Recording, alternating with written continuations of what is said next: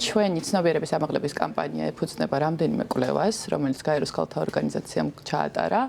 მათ შორის ერთ-ერთი მთავარი კვლევა, რომელსაც ეს კამპანია ეფუძნება, არის დროის გამოყენების კვლევა საქართველოში, რომელიც 2020-2021 წლებში ჩატარდა საქართველოს სტატისტიკის ეროვნულ სამსახურთან ერთად.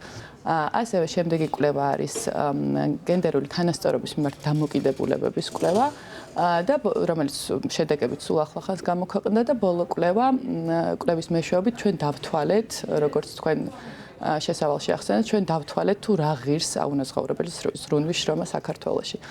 აუნაზღაურებელი ზრუნვის შრომაზე ქალები ხარჯავენ უფრო მეტ დროს ვიდრე კაცები და გლობალური საშუალო მაჩვენებელი ამისი არის სამჯერ მეტ შრომობენ ქალები აუნაზღაურებელი ზრუნვის შრომაზე, ხოლო საქართველოში ეს მაჩვენებელი არის 5-ჯერ მეტი, რაც არის უთანასწორობა დამეთანხმებით და არათანაბარი გადანაწილება ამ შრომის, რაც გარდა იმისა, რომ ნეგატიურ გავლენას ახდენს ქალების კარიერულ განვითარებაზე და ზოგად კეთილდღეობაზე, ამას გარდა ზოგადად ქვეყნის ეკონომიკურ და დემოკრატიულ წინსვლაზეც ნეგატიური გავლენა აქვს და ამაზე შეგვიძლია მოგვიანებით ვისაუბროთ.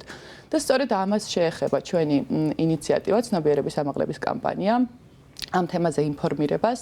როგორც თქვენ ახსენეთ, გადაინაწილეს ზრუნვა არის ჩვენი ცნობიერების ამაღლების კამპანიის სახელწოდება, რომელსაც კრეატიულ სააგენტო ლივინგსტონთან ერთად ვახორციელებთ შვეიცარიის განვითარების და თანამშრომლობის სააგენტოს მხარდაჭერით. რა ტიპის აქტივობები იქნება? დიახ, სამ საკითხზე გვინდა ხაზგასმა ჩვენი ცნობიერების ამაღლების კამპანიაში. პირველ რიგში ეს არის ის, რომ უნდა ვაღიაროთ, რომ ეს არის შრომა, იმიტომ რომ როგორც ვახსენეთ, დაუფასებელია და არ ვუწოდებთ ამას შრომას და პირველი ინიციატივა ჩვენი არის ის, რომ დავარქვათ ამას სახელი, რომ ამას ქვია შრომა ასევე. თავად ქალებიც არ არქმევენ? თავად იცით რა? თუ მხოლოდ კაცი? კი, რა თქმა უნდა, ორივე. ანუ მაგიტომ არის ზუსტად ცნობიერების ამაღლება, რომ ჩვენ როგორც კაცების, ისე ქალების ცნობიერების ამაღლებას ემსახურება ეს კამპანია. და შემდეგ ის, რომ ოჯახში მოხდეს ამ ზრუნვის შრომის გადანაწილება, ოჯახის წევრებს შორის მოხდეს ამის გადანაწილება და განსაკუთრებით კაცებს და ქალებს შორის, რადგან ეს დისბალანსი არის ზუსტად კაცებს და ქალებს შორის.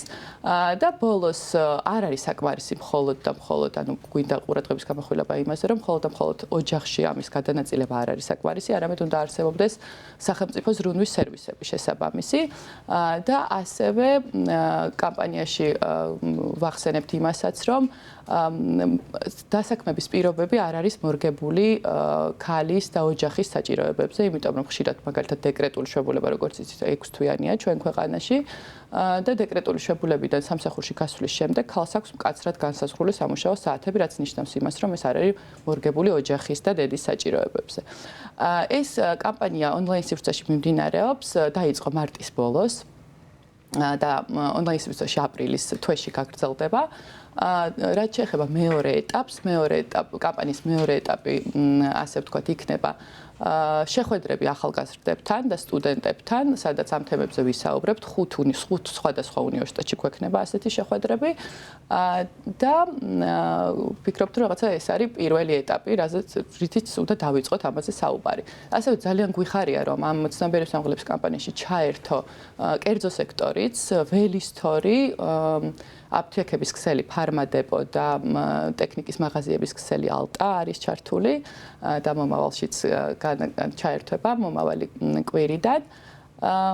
და შემდეგ უკვე ვიმოდევნებთ, რომ ეს ამ პრობლემაზე დაიწყება საუბარი და სხვადასხვა პლატფორმაზე გაგრძელდება და მე უკვე ამის გადაჭრის გზებზეც ვისაუბრებთ და ეს რეკომენდაციები და გადაჭრის გზები მოცემულია ჩვენს კვლევებშიც ასევე. თქვენი საუბრიდან გამომდინარე, გამიჩნდა ესეთი კითხვა, რომ აუცილებელია, რომ ოჯახში უნდა მოხდეს გადანაწილება საქმის.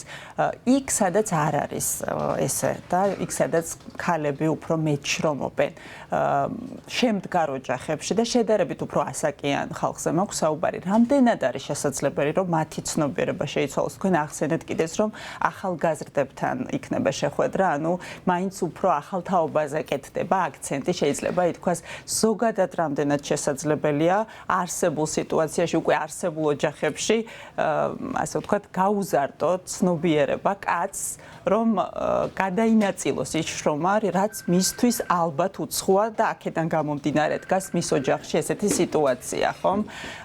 როგორ ხდება ცნობიერების ამაღლება? აუცილებელია რომ ასაკი იყოს აუცილებლად დაბალი ასაკის ადამიანი, თუ შესაძლებელია რომ ზრდასრულ ადამიანამდეც მივიდეს ის სათქმელი, რაც გაეროს ქალთა ორგანიზაციას აქვს. და რა გზებით არის ეს შესაძლებელი? დიახ. ძალიან კარგი კითხვა. ჩვენ შემთხვევაში უფრო ახალგაზრდებზე არის მართლაც მიმართული ეს კამპანია, მაგრამ ეს არ ნიშნავს იმას, რომ სხვებს და უფროსთაობას არ ველაპარაკებით. იმიტომ პირველ რიგში კარგი მაგალითის მიცემით და ამ თემაზე საუბრით ხდება ის, რომ შეიძლება ნებისმიერ ასაკობრივ კატეგორიაში ქცევა შეიცვალოს. ზოგადად ქცევის ცვლილება ყველაზე რთული პროცესია, მაგრამ ჩვენ არ დავიშურებთ ჩვენს რესურსს, რომ ამაზე გავაგრძელოთ საუბარი და ნებისმიერი თაობის ადამიანს ველაპარაკოთ. თუმცა ამჯერად ცოტა უფრო ახალგაზრდებზეა მიმართული კამპანია. თუმცა ახალგაზრდებიც არიან ოჯახებში და შესაძლოა მათი ცნობიერების გაზრდით უკვე შეიცვალოს მათი ასაკიანი და ზრდასრული ოჯახის ქცევებიც. თქვენ ახსენეთ გადაცემის დასაწყისში, რომ ეკონომიკაზე აქვს დიდი გავლენა იმას, რომ ქალთა შრომა არის ასე ვთქვათ დაუფასებელი. რა გულისხმობდით ამაში? და როგორ გამოითვლება ზოგადად მე გადაცემის დასაწყისშიც აღნიშნე თანხობრივად არის გამოთვლილი ის ზარალი რაც ეკონომიკას ადგება იმ შემთხვევაში როდესაც ქალი უფრო მეტ შრომობს საოჯახო საქმეებში. კი ბატონო.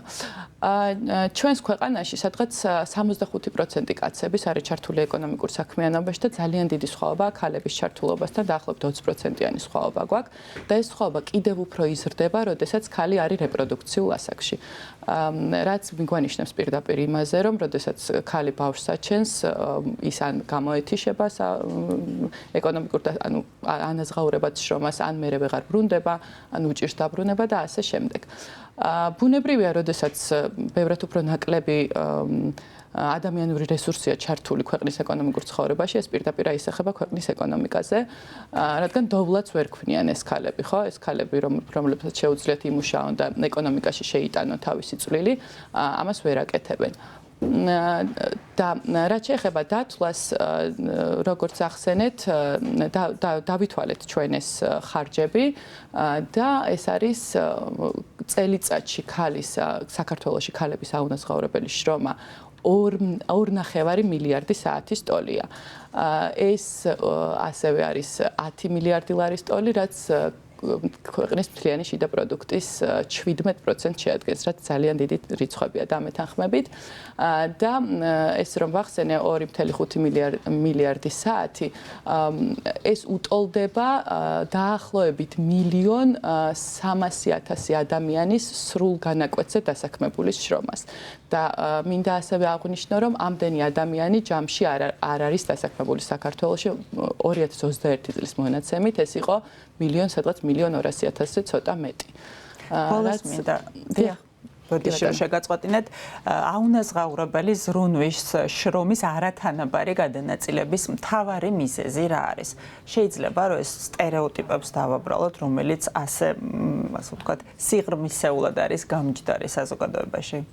სრულიად გეთანხმებით, პირველ რიგში ამის მიზეზი არის სტერეოტიპები და არასწორი დამოკიდებულებები, რომლებიც ჩვენ საზოგადოებაში არსებობს და სწორედ იმ დამოკიდებულების კვლევიდან მინდა რამდენიმე მაგალითი მოგიყვანოთ. მაგალითად, ქვეყანაში მოსახლეობის ნახევარზე მეტი თვლის, რომ ბავშვის მოვლა, ბავშვის საფენის გამოცვლა, გამოყვება და ასე შემდეგ არის თავიდან ბოლომდე უფრო დედის პასუხისმგებლობა ვიდრე მამის. ასევე ნახევარზე მეტი თვლის, რომ მაგალითად თუ ბავშვი ავად გახდება სახლში, როდესაც ორივე მშობელი სრულ განაკვეთზე დასაქმებული სახლში უნდა დარჩეს დედა. კიდევ უფრო მეტი 70%-მდე ჩვენი მოსახლეობის თვლის, რომ ქალმა უფრო მეტი ყურადღება უნდა მიაქციოს ოჯახს და ბავშვის აღზრდას, ვიდრე თავის სამსახურსა კარიერულ განვითარებას. ასე რომ კი ბატონო, ალბათ ფიქრობენ, რომ ქალს უკეთესად გამოსდის. შესაძლებელია, არ ვიცი.